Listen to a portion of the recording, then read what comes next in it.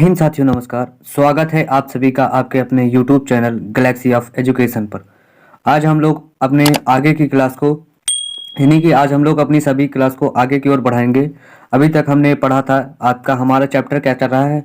हम इस वीडियो में देखेंगे क्लास टेंथ हिंदी मीडियम के विद्यार्थियों के लिए हमारी जो क्लास चल रही थी उसको हम आज आगे बढ़ाते हुए अपने आगे की पढ़ाई को जारी रखेंगे। अभी तक हमने क्या पढ़ा, हम कौन सा चैप्टर पढ़ रहे हैं? रासायनिक अभिक्रिया एवं समीकरण।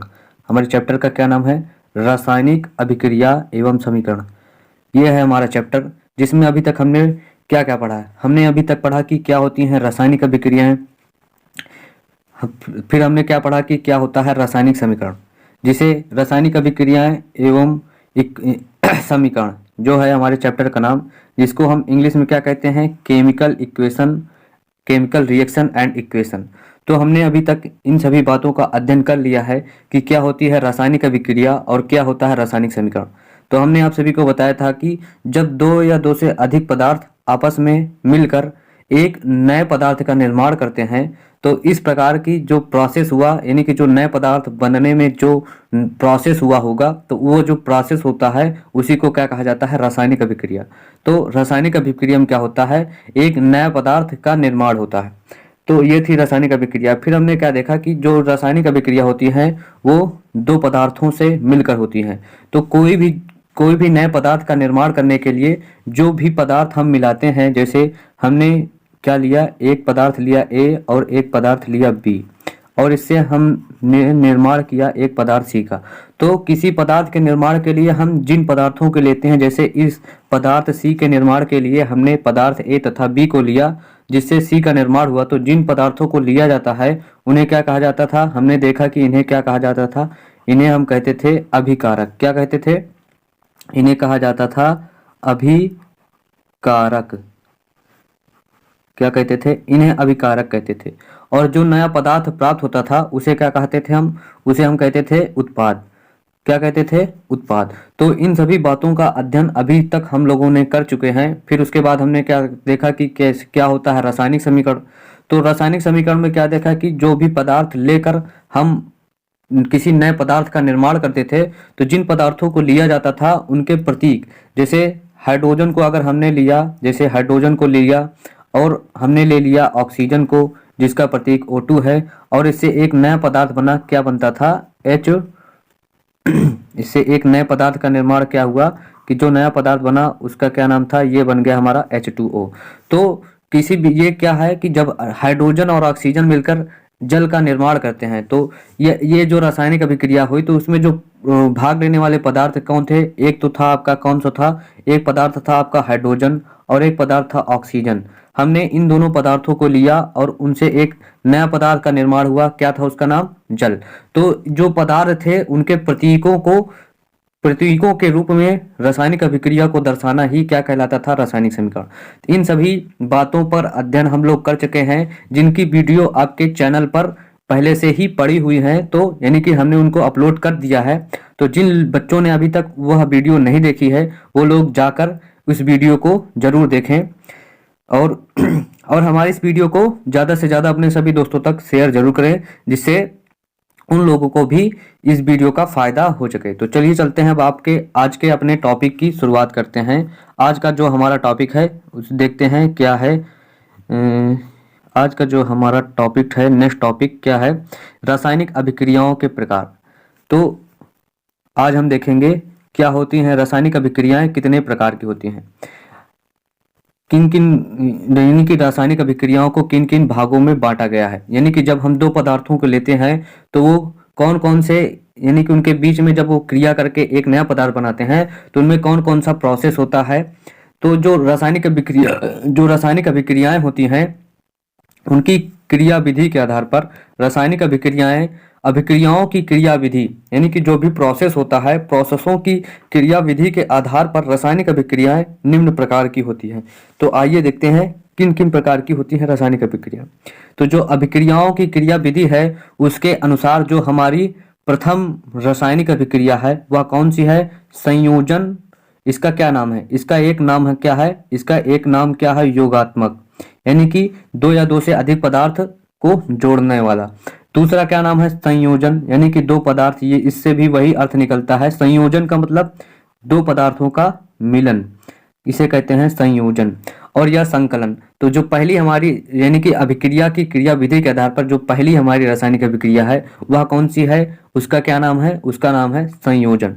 दूसरी जो रासायनिक अभिक्रिया है वह कौन सी है, वियोजन। कौन सी है, वियोजन। संयोजन के बाद जो नेक्स्ट अभिक्रिया आती है वह कौन सी है, वह है, उसका क्या नाम है, ये है आपकी वियोजन रासायनिक अभिक्रिया।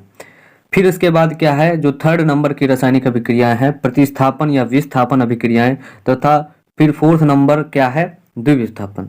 तो इस प्रकार जो अभिक्रियाओं की क्रिया विधि के आधार पर हमारी रासायनिक अभिक्रियाएं कितने प्रकार की हुई, तो अभिक्रियाओं की क्रिया विधि के आधार पर रासायनिक अभिक्रियाएं आपकी 4 प्रकार की हुई। दो और रासायनिक अभिक्रिया होती हैं जो ताप या ताप के अनुसार होती हैं, तो उन्हें क्या कहते हैं, उष्माक्षेपी और उष्माशोषी।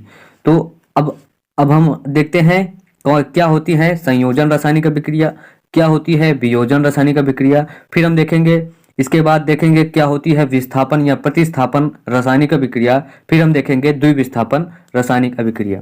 तो चलिए देखते हैं आपकी जो पहली रासायनिक अभिक्रिया है क्या है, इसका नाम क्या है, संयोजन रासायनिक अभिक्रिया।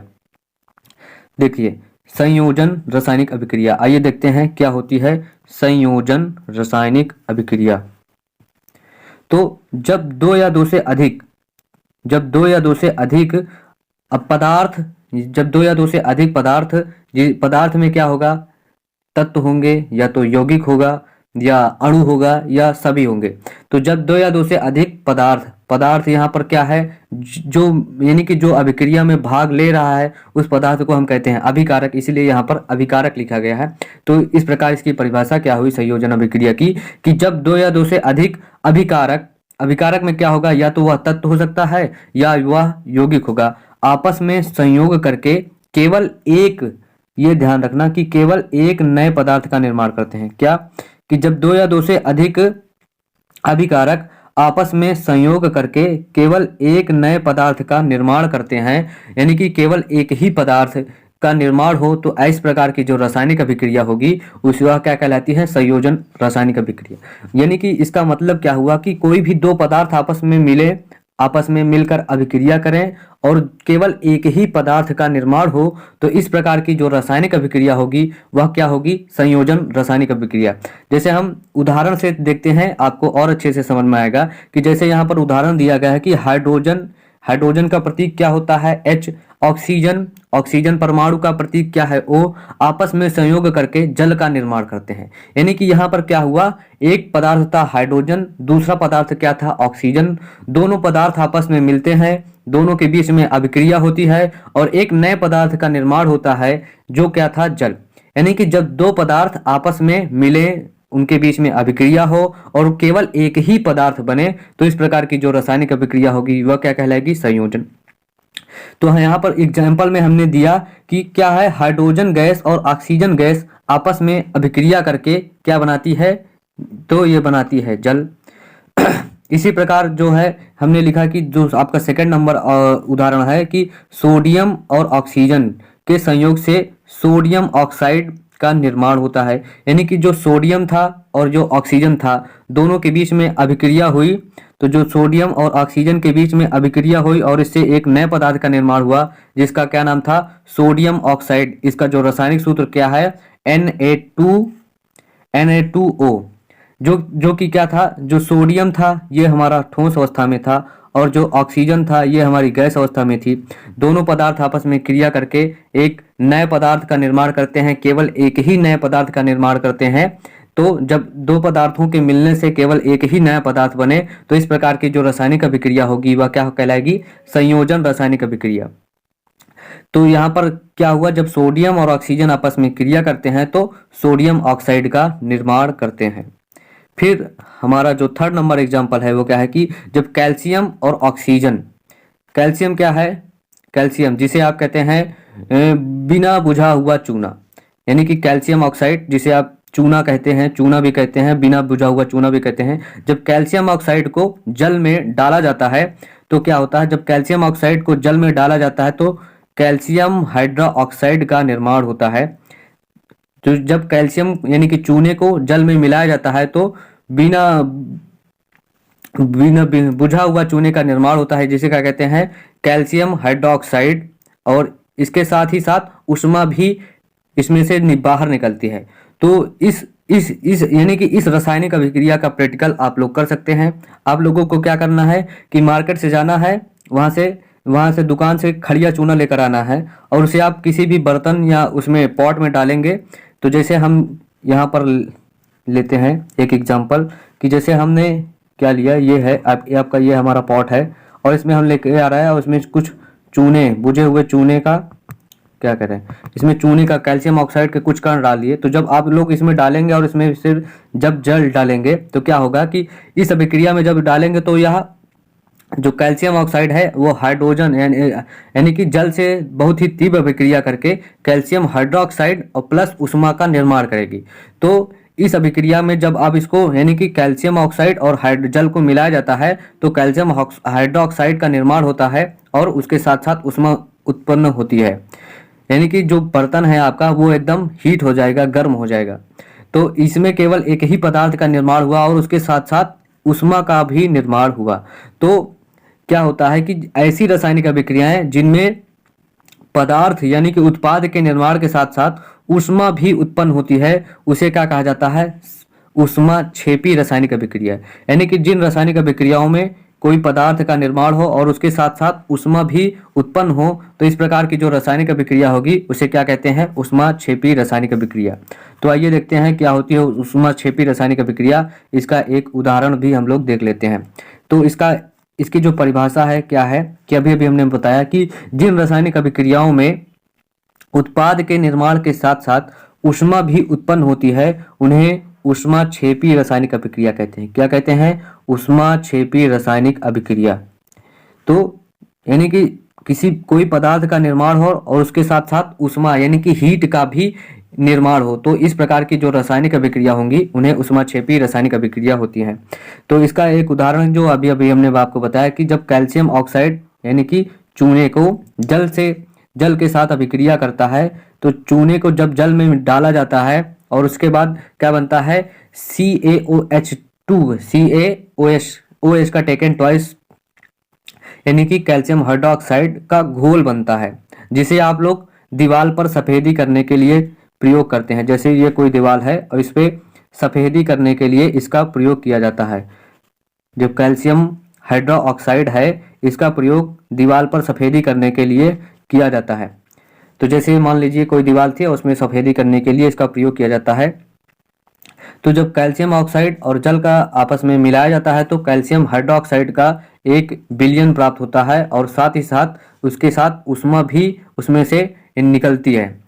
तो जिन रासायनिक अभिक्रियाओं में कोई पदार्थ बनता है और उसके साथ साथ ऊष्मा भी बाहर निकलती है, तो जब ये ऊष्मा भी बाहर निकलती है तो उन रासायनिक अभिक्रियाओं को क्या कहते हैं हम, उन रासायनिक अभिक्रियाओं को हम ऊष्माक्षेपी रासायनिक अभिक्रिया कहते हैं।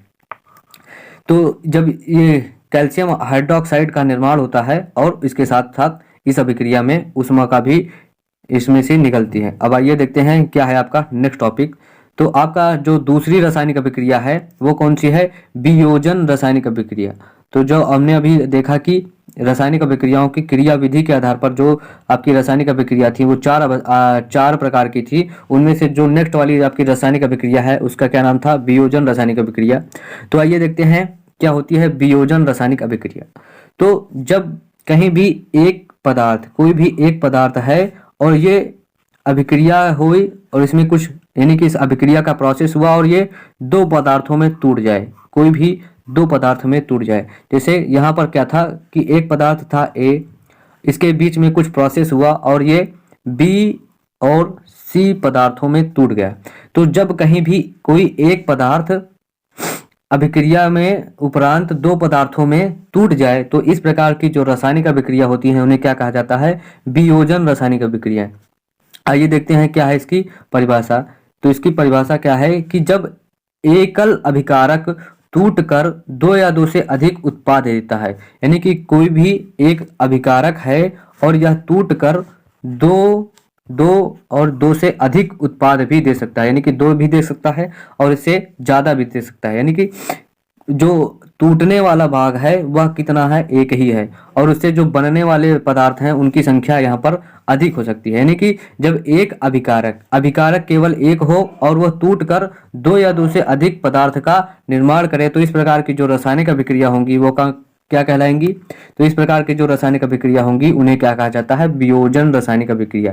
यहाँ पर अभी आपके परिभाषा में बताया गया है कि जब एकल अभिकारक टूटकर दो या दो से अधिक उत्पाद देता है तो इस प्रकार की जो रासायनिक अभिक्रिया होती हैं उन्हें क्या कहा जाता है? वियोजन रासायनिक अभिक्रिया कहलाती हैं। यानी कि जब एकल अभिकारक टूटकर दो या दो से अधिक उत्पाद देता है तो इस प्रकार जो रासायनिक अभिक्रिया होती है उसे वियोजन रासायनिक अभिक्रिया कहा जाता है। उदाहरण देखिए, आप लोगों को और अच्छे से समझ में आया जाएगा। ये कैल्शियम कार्बोनेट को गर्म करने पर क्या होता है कि यह कैल्शियम ऑक्साइड तथा कार्बन डाइऑक्साइड गैस में अपघटित हो जाता है। कैल्शियम कार्बोनेट को गर्म करने पर यह कैल्शियम ऑक्साइड तथा कार्बन डाइऑक्साइड गैस में विघटित हो जाता है। तो यहाँ पर क्या है? एक पदार्थ है कैल्शियम ऑक्साइड, जिसका यहाँ पर एक पदार्थ क्या लिया हमने? Calcium carbonate. जब इसको कैल्शियम कार्बोनेट को गर्म किया जाता है, गर्म करने के लिए जहां पर भी इसको यानी कि जहां पर इसको गर्म किया जाता है तो गर्म करने के लिए हम एक चिन्ह का प्रयोग करते हैं। इसमें हम यानी कि गर्म करने के लिए एक चिन्ह प्रयोग किया जाता है अभिक्रिया में। इसमें यहाँ पर लिखने का जरूरत नहीं है कि कैल्शियम कार्बोनेट, फिर इसमें लिखना पड़ेगा आपको। अगर इसको नहीं लिखते हैं तो आप लोगों को क्या लिखना पड़ेगा? यहाँ पर लिखा जाएगा यहाँ पर ऊष्मा। क्या? Calcium carbonate. जब कैल्शियम कार्बोनेट को यहाँ पर ऊष्मा दी जाती है तो इसी को एक प्रतीक के रूप में हम इस प्रकार दर्शाते हैं कि इसको ऐसे दर्शा दिया जाता है डेल्टा से। जो ऊष्मा होती है उसे रासायनिक अभिक्रिया में डेल्टा से दर्शाया जाता है, जिसे रासायनिक अभिक्रिया की ये जो तीर होती है ये क्या कहलाती है? रासायनिक अभिक्रिया की दिशा को बताती है। जो भी रासायनिक अभिक्रिया में ये जो तीर है ये रासायनिक अभिक्रिया की दिशा को दर्शाती है। इसका जो मुंह होता है वह उत्पाद की ओर तथा जो इसकी पूंछ होती है वह अभिकारक की ओर होती है। तो इसकी जो पूंछ से मुंह की ओर है, यानी कि जो सिर है, पूंछ से सिर की ओर अगर है, यानी कि ये अभिकारक से सिर की ओर होती है, तो यहाँ से पता क्या लगता है कि अभिक्रिया की दिशा इधर से इधर है। तो क्या होता है कि जब कैल्शियम कार्बोनेट को गर्म किया जाता है तो कैल्शियम ऑक्साइड तथा कार्बन डाइऑक्साइड में गैस में विघटित हो जाता है या अपघटित हो जाता है या टूट जाता है। तो कैल्शियम ऑक्साइड को हमने लिया और इसको जब गर्म किया तो गर्म करने के लिए अभी मैंने बताया कि इसके लिए एक चिन्ह प्रयोग करते हैं डेल्टा, जिसे आप लोग गणित में इसे ही त्रिभुज कहा जाता है। और यहाँ पर जब इसे छोटा सा बनाया जाता है तो इसे क्या कहते हैं? डेल्टा। तो यहाँ पर जब कैल्शियम कार्बोनेट का सूत्र क्या है? CaCO3, जो कि ठोस अवस्था में है। जब इसे गर्म किया गया तो यह कैल्शियम ऑक्साइड गर्म कैसे किया गया? वायु में ही इसे गर्म किया जाए तो वायु में उपस्थित ये ऑक्सीजन से क्रिया करेगा और ये टूट जाएगा। जब इसे गर्म किया गया तो ये कैल्शियम ऑक्साइड, तो जो कैल्शियम ऑक्साइड बना वो कौन सी अवस्था में है? वह ठोस अवस्था में है। और जो इसके साथ ही कार्बन डाइऑक्साइड गैस विमुक्त होती है। तो ये जो कार्बन डाइऑक्साइड है जब इसको गर्म किया जाता है तो यह वातावरण में फैल जाती है, यानी कि जो कार्बन डाइऑक्साइड गैस है यह वातावरण में निकल जाती है। तो अभिक्रिया के उपरांत जो भी पदार्थ बाहर निकलता है उसके लिए इस तीर का प्रयोग किया जाता है। यानी कि जो भी पदार्थ आपको बाहर निकल रहा है उसके लिए इस चिन्ह का प्रयोग किया जाता है। तथा अभिक्रिया के उपरांत जो भी पदार्थ यानी कि बनता है और तली में पदार्थ यानी कि जो भी हम बर्तन यूज कर रहे हैं उसमें जो नीचे की ओर बैठ जाता है उसके लिए इस चिन्ह का उपयोग करते हैं। जैसे यहाँ पर कोई पदार्थ बाहर निकल रहा है उसके लिए इस चिन्ह का प्रयोग किया जाता है, और जो कोई पदार्थ बनकर उसी में बैठ जा रहा है तो उसके लिए इस वाले चिन्ह का प्रयोग किया जाता है। किसके?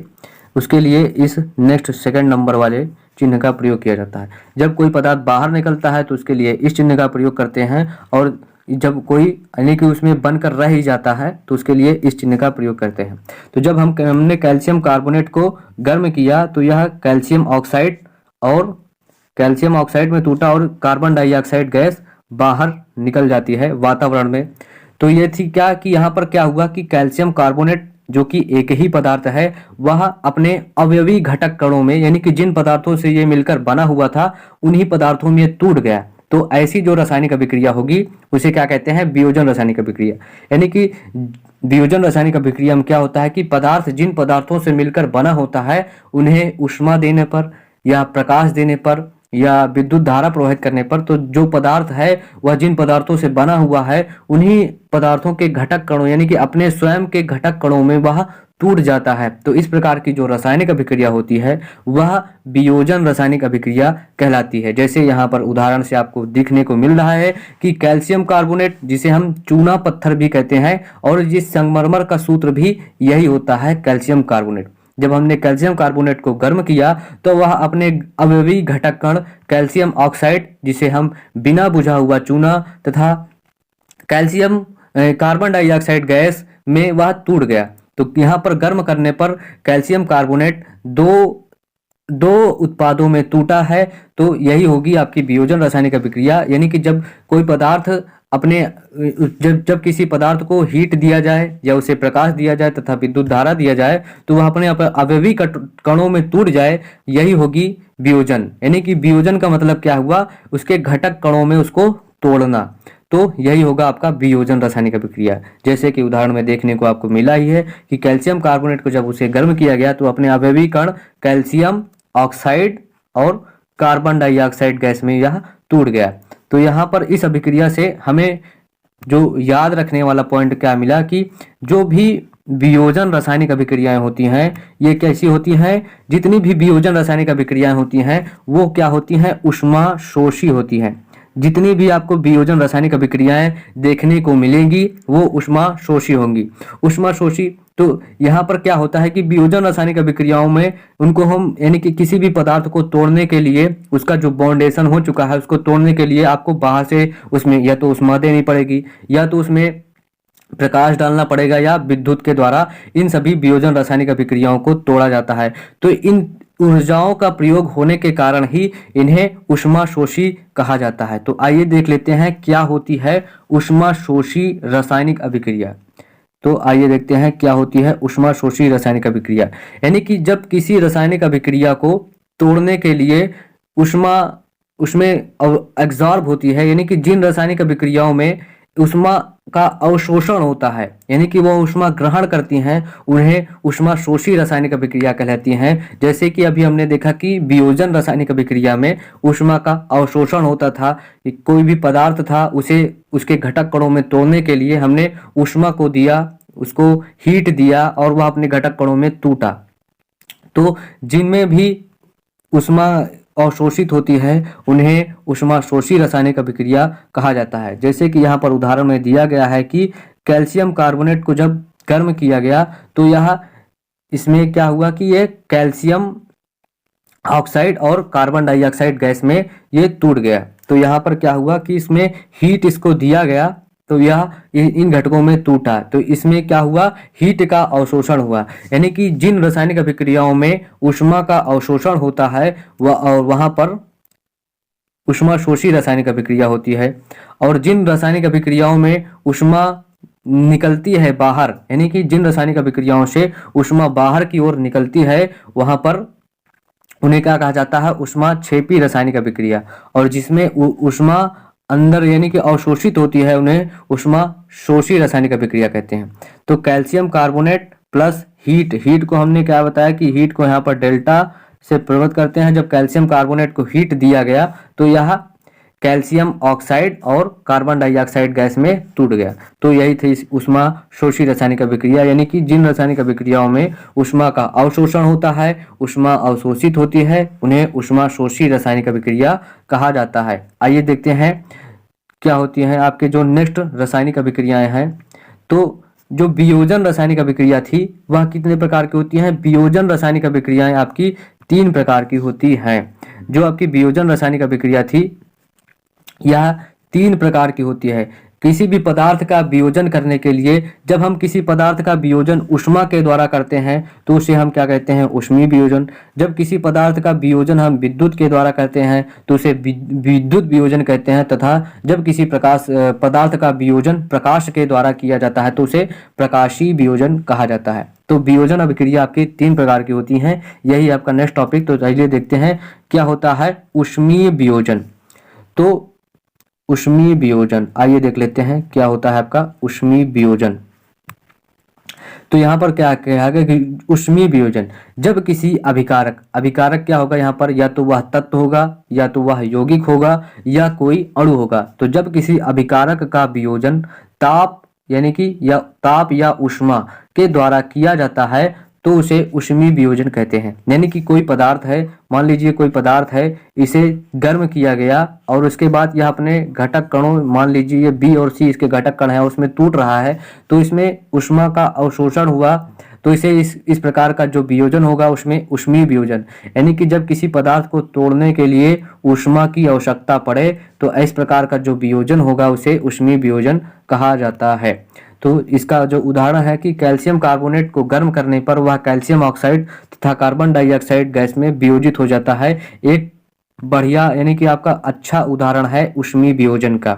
जब कैल्शियम कार्बोनेट को हम ऊष्मा देते हैं तो यह किसमें टूटता है, कैल्शियम ऑक्साइड और कार्बन डाइऑक्साइड गैस में टूट जाता है। यहाँ पर ऊष्मा के द्वारा हुआ यह वियोजन ऊष्मीय वियोजन कहलाता है। अब आइए देखते हैं आपका नेक्स्ट जो वियोजन है विद्युत वियोजन। तो देखते हैं क्या होता है विद्युत वियोजन। जब किसी अभिकारक, यहाँ पर अभिकारक क्या है, हमने अभी आपको बताया कि यौगिक होगा, या तो वो तत्व होगा या कोई अणु होगा। तो जब कोई अभिकारक का वियोजन, जब किसी अभिकारक का वियोजन विद्युत धारा के द्वारा किया जाता है, किसके, विद्युत धारा के द्वारा किया जाता है, तो उसे विद्युत वियोजन कहते हैं। तो यहाँ पर ध्यान रखने वाली यानी कि नोट पॉइंट क्या है हमारा, जो विद्युत वियोजन है वह आयनिक यौगिकों का किया जाता है। किसका,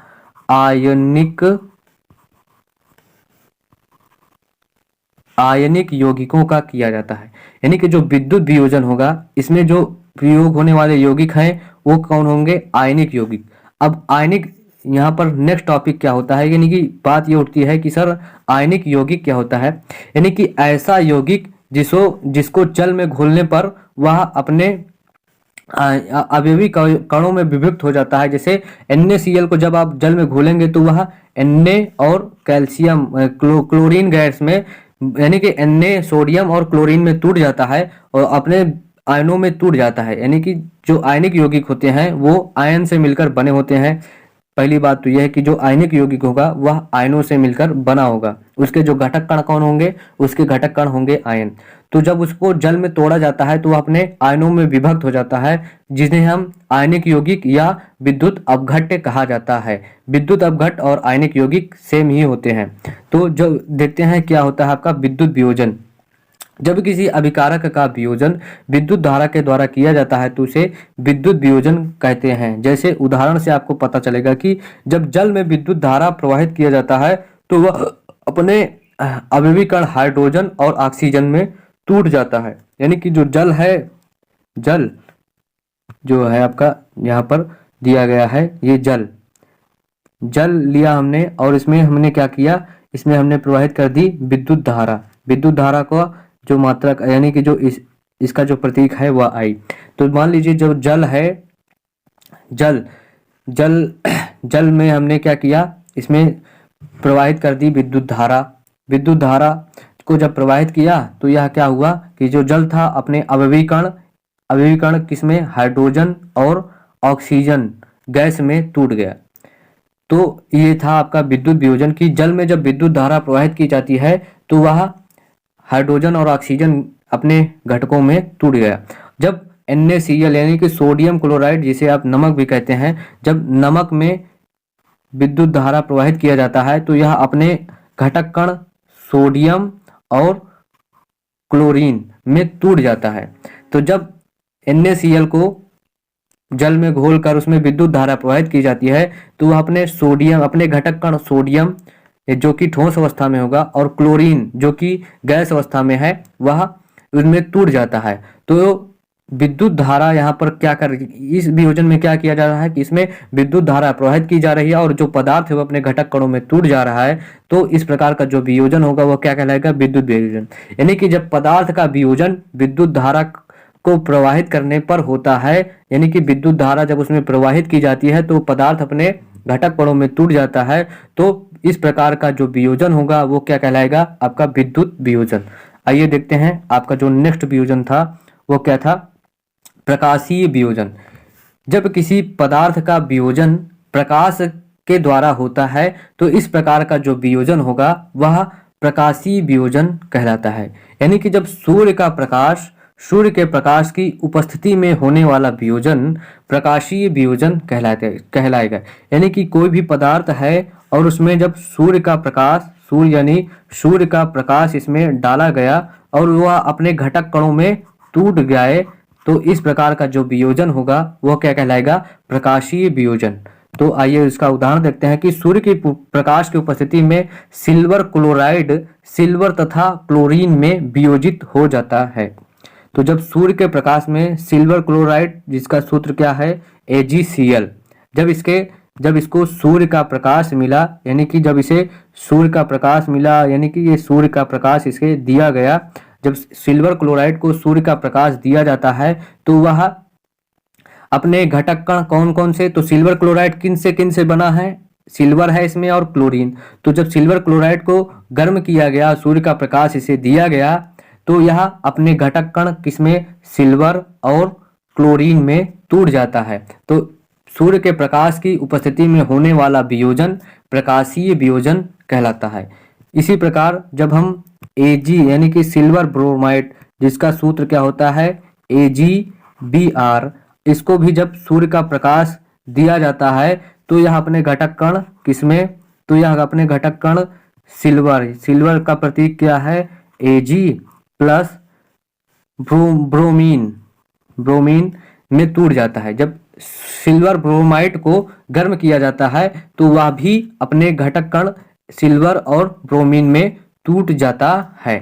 तो यह था आपका प्रकाशीय वियोजन, यानी कि ऐसा वियोजन जो सूर्य के प्रकाश की उपस्थिति में होता है उसे प्रकाशीय वियोजन कहा जाता था। तो इस प्रकार से आपके रासायनिक अभिक्रियाओं के आज 2 प्रकार आपके कंप्लीट हुए। आगे आने वाली नेक्स्ट वीडियो में हम देखेंगे कि क्या होता है विस्थापन अभिक्रिया। इस प्रकार आपकी जो संयोजन अभिक्रिया पूरी हुई इस वीडियो में और वियोजन अभिक्रिया पूरी हो चुकी है। तो रासायनिक अभिक्रिया का क्रियाविधि के आधार पर जो आपका थर्ड एग्जाम्पल है, यानी कि थर्ड प्रकार है, वो क्या था?